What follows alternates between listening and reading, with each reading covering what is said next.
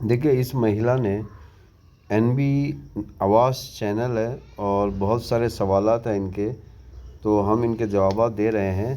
पहले इनके सवालात सुनते हैं और फिर एक एक करके जवाबात देते हैं। तो चलिए आइए इनके सवालात सुनते हैं। शूद्र जाति के लोग कहीं अगर किसी धर्म ग्रंथों को अगर पढ़ते हुए मिल जाए तो उनकी जीवा काट लो। मैं नहीं बोल रही हूँ, मेरे बाप ने नहीं लिखी बात, ये मेरे बाप ने नहीं लिखी। शूद्र जाति के लोग अगर कहीं धर्म शास्त्रों को पढ़ते हुए मिल जाए तो उनकी जीवा काट लो। अगर सुनते हुए मिल जाए तो कान में गरम शीशा करके डाल दो। अगर ब्राह्मण को निगाह भर करके देख ले, ठाकुरों को देख ले, तो उनकी आंखों में सरिये डाल दो। और अगर ठाकुर पंडित बनिया के बगल से बैठे हुए मिल जाए तो उनके पीछे का हिस्सा काट लो। उन्होंने अपने इस धर्म शास्त्र में लिखा कि अगर किसी समाज को गुलाम बनाना है तो शूद्र जाति के घरों में रहने वाली महिलाओं को धार्मिक गुलामी में थोप दो, 7 पीढ़ियां हमारी गुलामी करेंगी। आज हमारी महिलाएं करवा चौथ और हरतालिका और न जाने कौन कौन से व्रत रहती हैं। हमारी कॉलोनी में भी रहती हैं, भोपाल में कहते हैं हरतालिका हम रहते हैं, 3 दिन व्रत रहती हैं, मनपसंद पति मिलता है। कुंवारी लड़की रहती है तो मानती हूँ कि हाँ भैया ठीक है, लेकिन शादीशुदा भी रहती है तो मैं कहती हूँ क्या जो घर में है वो पसंद नहीं है, अभी जो दूसरा चाहिए। क्या लिखा मनुस्मृति में? शूद्र जाति के लोग कहीं।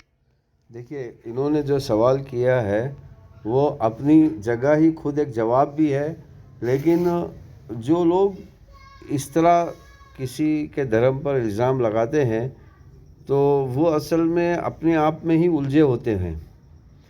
देखिए, एक एक सवाल के एक एक सेंटेंस के ऊपर, एक एक जुमले के ऊपर, एक एक अल्फाज के ऊपर हम जवाब देंगे।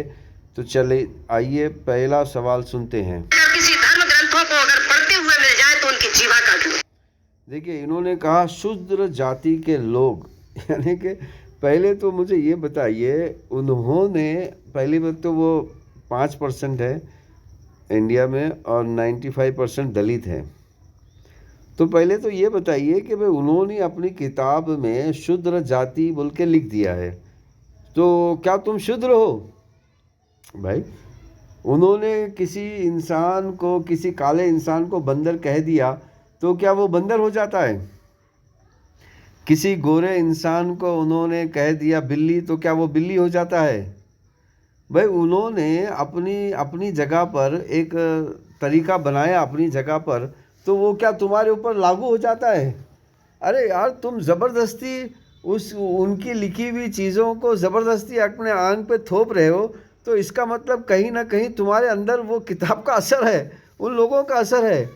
पहली बात तो उनका कोई अस्तित्व ही नहीं है इंडिया में, अगर देखा जाए तो उनका कोई वजूद ही नहीं है इंडिया में। दलित ही 90% है, दलित ही कन्वर्ट होके मुसलमान हुए इंडिया में।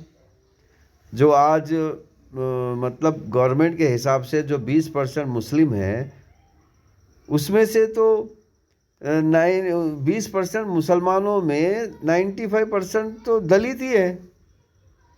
अच्छा, 20% जो ईसाई है इंडिया में वो भी दलित ही है, दलित से ही कन्वर्ट होके ईसाई बने हैं। अरे भैया, वो आपको कह रहे हैं शूद्र, तो आप क्या शूद्र हो गए? पहली बात तो देखिए, लफ्ज़ शूद्र तो अपनी जगह कोई माने ही नहीं रखता। अपनी जगह वो कुछ भी लिखे, मैं अपनी जगह किसी को कुछ भी बोलूं तो क्या वो वैसा बन जाता है? तो आप ज़बरदस्ती उनकी चीज़ों पे अपने सर पे ले रहे हो, तो इसका मतलब कहीं ना कहीं आप हिप्नोटाइज हो गए उसकी बातों से, उसके बातों के असर से आप कहीं ना कहीं हिप्नोटाइज हो चुके हो। देखिए, वो समाज को हिप्नोटाइज कर रहे हैं। तो चलिए आगे नेक्स्ट सवाल। मैं नहीं बोल रही हूँ, मेरे बाप ने नहीं लिखी बात, ये मेरे किताबों में क्या क्या लिखा भाई, इसका ये काट दो, उसका वो काट दो।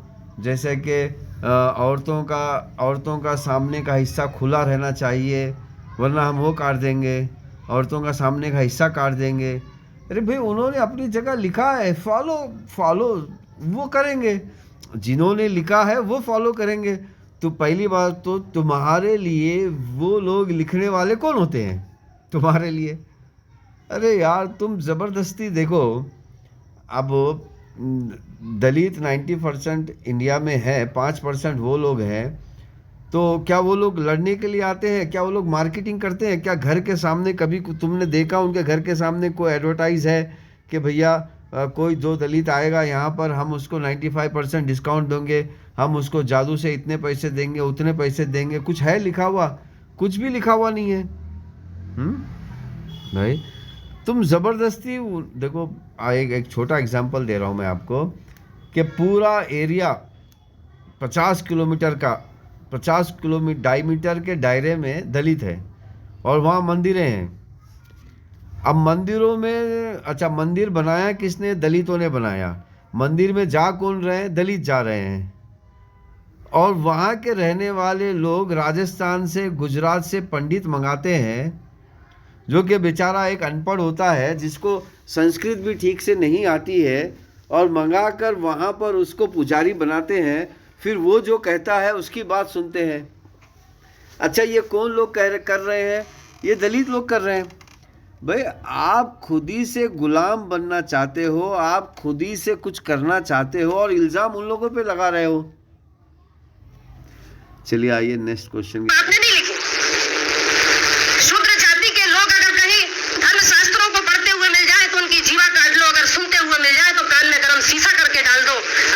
ब्राह्मण को शूद्र जाति के लोग धर्म शास्त्र, पहली बात तो देखिए, आपके मुताबिक तो वो धर्म है नहीं है और ना किसी के मुताबिक वो धर्म है। उन्होंने अपनी जगह किताब लिख दी, किताब लिख के कहा ये धर्म है, तो भैया उनका धर्म हुआ ना, उन्होंने लिखी है, उनका धर्म हुआ। वो अपने ही भाइयों में से किसी को शूद्र बनाकर उसके ऊपर अमल करे।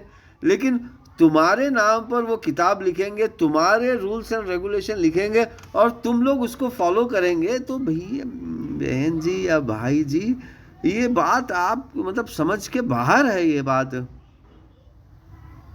आप जबरदस्ती किसी का इल्जाम किसी पे लगा रहे हैं। निगाह भर करके देख ले, ठाकुरों को देख ले तो उनकी आंखों में सरिये डाल दो, और अगर ठाकुर पंडित बनिया के बगल से बैठे हुए मिल जाए तो उनके पीछे का हिस्सा काट लो। उन्होंने अपने इस धर्म शास्त्र में लिखा कि अगर किसी समाज को गुलाम बनाना है तो शूद्र जाति के घरों में रहने वाली महिलाओं को धार्मिक गुलामी में थोप दो, 7 पीढ़ियां हमारी गुलामी करेंगी। आज हमारी महिलाएं करवा चौथ और कहा कि जो महिलाएं हैं, दलित की जो महिलाएं हैं, वो धर्म के नाम पे गुमराह हैं। तो भाई आप खुद धर्म के नाम पे गुमराह हो तो आप उनको क्यों बातें कर रही हैं? तो यहाँ पर कहीं ना कहीं ये बात पता चलती है कि अपने आप को सुधारने के बजाय मतलब किसी अपना जो काहली है, अपना जो लेजीनेस है, वो अपनी लेजीनेस किसी और के नाम पे कर रहे हैं। तो मेरे प्यारे भाई और बहनों, मैं सोचता हूँ कि मैंने इनका जवाब दिया है। अगर आपके पास कोई सवाल है, कोई एतराज़ है, तो आप प्लीज़ हमें भेजिए, हम इसका जवाब देंगे।